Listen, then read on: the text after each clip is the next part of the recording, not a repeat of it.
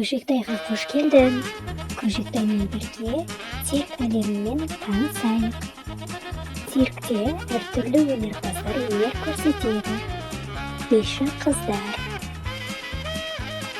сайқымазақтар,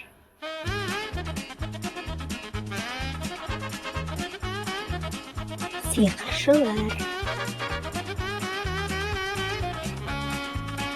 қыл арқанда жүретін батырлар